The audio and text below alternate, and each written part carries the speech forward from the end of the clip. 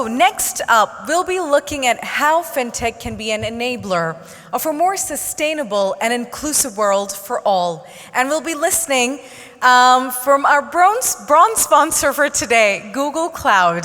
So to tell us more, can we please welcome on stage Justin Keeble, who is the Managing Director of Global Sustainability at Google Cloud. The stage is yours. Thank you very much. Good afternoon, everyone.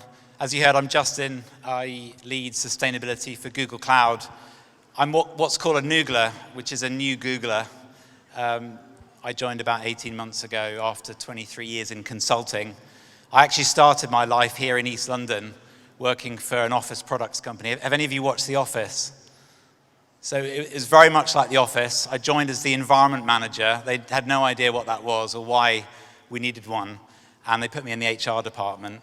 The bonus was I met my wife, who was the HR manager, and we've now had 3 kids. And since then, I've had a career at this intersection between business, technology, and sustainability.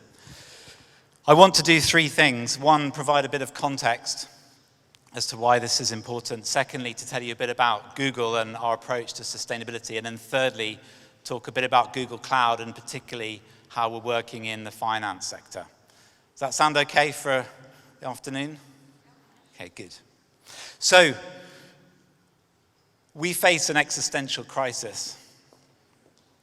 The science is telling us that we need to dramatically decarbonize and limit warming below 1.5 degrees to avoid the worst impacts of climate change. And tragically, we're already seeing the consequences of that play out with extreme heat, flooding, fire risk, wildfires around the world. And that's going to lead to huge economic consequences. And for businesses and for banks, it's going to need us to get smarter about how we understand those risks to our infrastructure, to our supply chains, and to our businesses. Now, countries are responding by putting in place policies to curb emissions. And those policies themselves also introduce a new economic set of risks for companies because it's forcing a transition which will have impacts on profitability. And some sectors, as much as 40% of EBITDA is at risk from pricing in carbon constraints. Now, the good news is, and this is credit to Accenture, who recently produced this analysis, 1/3 of the world's largest companies are setting targets to net zero. However, almost all of them are going to fail unless they double the pace of emissions reductions. Part of the challenge is we see this as an incremental problem, that we can be more efficient with the existing system, but actually we need business transformation. We need to rewire whole systems. Larry Fink from BlackRock has said every industry needs to be reinvented, and we think technology will be an important enabler. Now, the good news is work by the UN climate champions is coalescing industry initiatives to get industry-level commitments, really, really bold goals to 2030 that are forcing industries and companies to think very differently. And of course, Google is part of that. We're a high-tech company. We have an impact, and we also need to respond. And I'll tell you a bit more about the goals that we've set. So moving on to Google, Sundar Pichai, our CEO, has said that climate change is the biggest challenge that we face, and one that will affect each of us in very deep and very personal ways. That's why we're now in our 3rd decade of leadership and probably our most ambitious so far. And we're doing that in 3 ways. The first is that we're empowering individuals. We have products like Search and Android that touch over 1 billion users every single day. So we recognize that we can use our influence to be more helpful to those end users to make more sustainable choices. And I'll give you some examples. The second is we want to work with partners. We want to work with startups, governments, NGOs, businesses to harness the technologies that we have access to help accelerate delivery of their sustainability goals. And the third is we want to continue to operate sustainably within our own operations. We're a big user of energy, for example, for our data centers. And I'll tell you a bit about the goals that we've set there. So on the first one, just to give you a kind of insight into how we're doing that, if you think about how many of you have used Google Flights? Okay, not enough, obviously. So here we're surfacing carbon impacts for your flight choices. So you can then decide, based on price and based on carbon, which will be the lowest carbon journey to take. In Google Maps, we've introduced in September last year eco-routing. So for travelers to give them advice about which is the route they can take, which will be most fuel efficient, for example.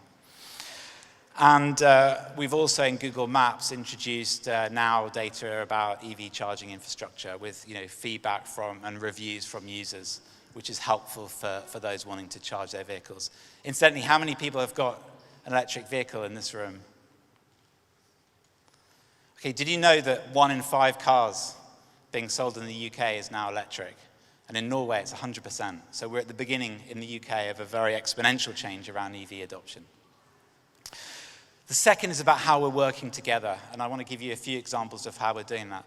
The first is the Environmental Insights Explorer. So this is based on Google Maps. We're now working with over 500 cities around the world to use our maps data to help those cities optimize things like traffic, to identify buildings suitable for rooftop solar, and to support energy efficiency of real estate. How many of you have used Google Earth? Okay, that's better. So last year we launched Google Earth Engine for commercial use. Historically, when we've been running it for 20 years, it's been available to researchers and academics and NGOs. And now businesses are using the Google Earth Engine to query spatial data. And I'll give you some example of the work we're doing in spatial finance. But another great example is work that we're doing with Unilever, where we're monitoring all the palm oil production in their supply chains, and we can provide live alerts if there's a risk of deforestation. So you think about the volumes of geospatial data that needs to be processed to be able to compute that kind of insight for a company like Unilever. Another one is Flood Hub that we launched at COP last year. Last year we provided 23 million alerts to individuals at risk from flooding. Here we're modeling flood terrain, flood levels, historic flooding, historic river levels, weather data, to be able to provide a 7-day forecast for individuals at risk of flooding. Again, it's a really good example of where we're applying AI to a really, really important issue. And I'm a sailor, and I'm fascinated by this one. All commercial fishing fleets carry something called AIS, and we receive 20 million data points from 200,000 fishing vessels every single day, which we process on Google Cloud, and we provide insights to Global Fishing Watch so they can track for illegal fishing, and they can track shipping, track fishing inside or outside of marine protected areas. Another really good example of where you need cloud technologies to be able to manage planetary scale data. And the third area is operating sustainably. 2007, we were one of the first companies to go carbon neutral. 2017, one of the first large tech companies to buy 100% renewable energy to match our global electricity consumption. But what we were finding was the regions where we operate, the grids weren't decarbonizing. And so we've committed to a new goal, which is 24/7 carbon free, which is every single hour of every day in each region, we want to be sourcing 100% carbon-free energy. Last year, 64% of our global business offices, data centers, was running on carbon-free energy on an hourly basis. We had 9 regions that were running over 90% carbon-free. And you can see here a graphical illustration of what 24/7 carbon-free is. We want to turn each hour of that circle green. And that's really difficult in regions where the grid is still heavily powered by gas and coal. So I want to then just step on to the kind of my last point, which is Google Cloud. Our CEO, Thomas Kurian, recognized at our inaugural sustainability summit last year that we're now entering this new era of sustainability-driven business transformation. As I outlined at the start, the need for industries to rotate, and we see a very important role that cloud technologies and AI will play in enabling that. And we're doing that in 4 ways. The first is we are helping companies measure, because there's a data problem, to get better visibility of where their risks are, how they're performing. The second is how they're optimizing. So how are they starting to use that data to drive efficiency in their operations? Energy efficiency, for example, which is a big issue right now with inflation. And then how do they transform? How can cloud be a platform for new business models and new green growth opportunities? And then, of course, we want our clients to build sustainably. We want them to be able to measure and reduce their cloud footprint. And all of this we're doing with a fantastic ecosystem of partners. We've now created a group called the Google Cloud Ready Sustainability ecosystem. We have 30 validated software vendors who are building their sustainability solutions on Google Cloud. One of them is Climate Engine, and we've been involved in a really exciting piece of work with NatWest over the last year, where we've been using Climate Engine and Google Earth Engine to help bring visibility to climate risks across their agricultural lending in the UK. As a result of that work, we've launched with Climate Engine a solution called Spatiify, which is building the most comprehensive economic early warning system to predict climate impacts from planetary change. And we're doing that together with Dun & Bradstreet as well. So we're combining Google Cloud's AI, Climate Engine's Earth data, and then Dun & Bradstreet location and business data. They have data sets for 250 million locations.